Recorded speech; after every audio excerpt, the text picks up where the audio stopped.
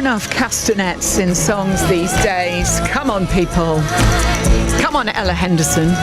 Get some castanets in your next pop banger. Love that. The Ronettes. Oh, we have so much fun lined up for you this morning. The QI elves have gone off to find some answers about towels. Mary's great question there. 88-291 on the text. If you know any more about why towels are softer from the tumble dryer than they are when you dry on the washing line, or any other related business, and Hollywood royalty on the show today. Oh yes, not one but two. George Clooney and Julia Roberts still to come. This is Radio 2 on the BBC Sounds app, on your smart speaker and on 88-91 FM.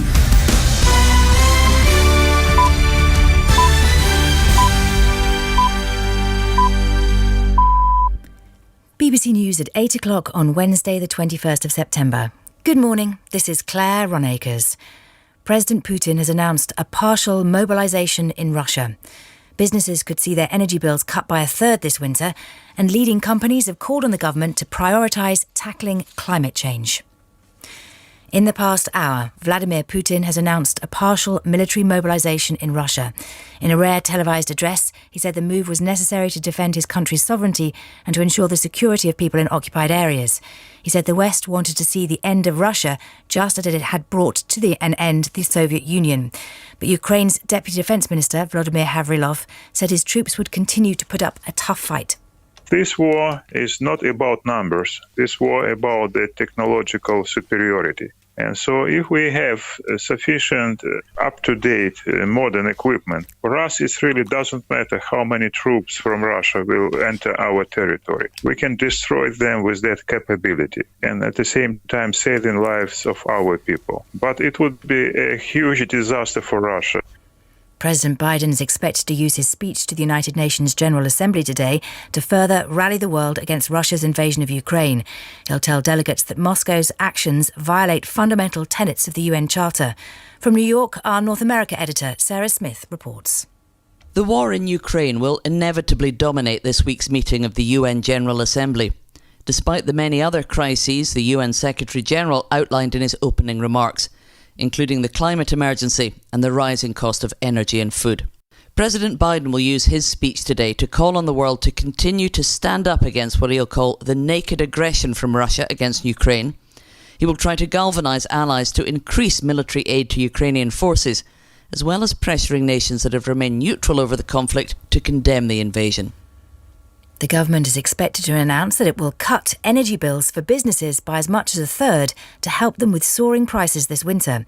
The Business Secretary, Jacob Rees-Mogg, is to set out more details this morning.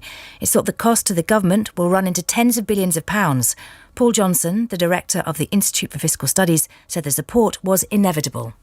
Some businesses were seeing their energy bills going up by 5 times, and that's certainly what was likely to happen from October. And so just as households were going to need some protection, so were businesses. I think one of the positive things about the business announcement is they appear to be looking at reviewing this and coming back with something more targeted in 6 months' time. I rather wish they'd done the same for households, because for households and for businesses, this is something of almost a panic reaction. New figures show government borrowing hit £11.8 billion last month. The figure's been released by the Office for National Statistics in the past hour.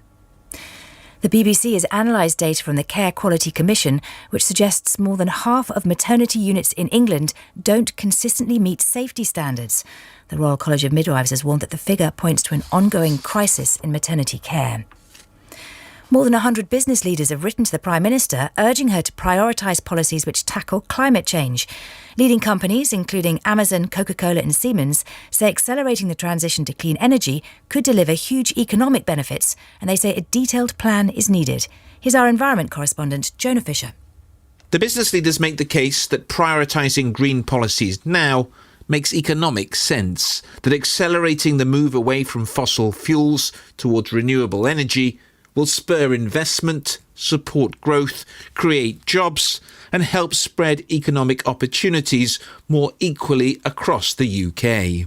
Net zero by 2050 is written into UK law, but critics say the decision to greenlight fracking and licence new fossil fuel exploration in the North Sea have moved the country further away from that goal.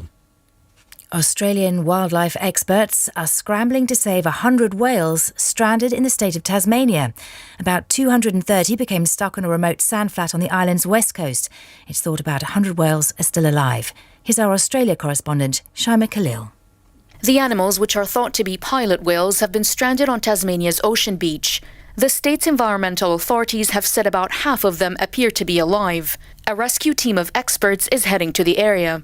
It's unclear why so many were stranded, but experts say it could be related to a change in water temperatures or that the lead whale had gone in the wrong direction. The event comes 2 years after Australia's worst whale stranding on record, which happened in the same location. And the weather. The far northwest of Scotland will be cloudy with outbreaks of heavy rain. Northern Ireland will see cloud increase and a few spots of rain. Elsewhere, mostly dry with sunny spells. Top temperatures of 21 Celsius in London, 19 in Edinburgh and Cardiff, and 18 in Belfast. BBC News, it's 8:05. BBC Radio 2. Listen live on the BBC Sounds app. The Zoe Ball Breakfast Show. Thank you so much, Claire. How is everybody this morning, Wednesday, the 21st of September? Welcome, welcome. Hey there, bunch. If you love Star Wars, there's a new spin-off series called Andor on Disney Plus from today. Laughterama, a brand new comedy festival, starts at Castlefield Bowl in Manchester today. The lineup includes many of our favourites: James Acaster, Aisling Bea, Josh Widdicombe and Simon Amstel. And the creators of Thomas and Friends have introduced a new character from today. He's called Bruno the Brake Car. He has autism and is voiced by 9-year-old Elliot Garcia from Reading. Congratulations, Elliot. How fabulous. We're looking out for him. Here's the Killers for you. And then the QI Elves.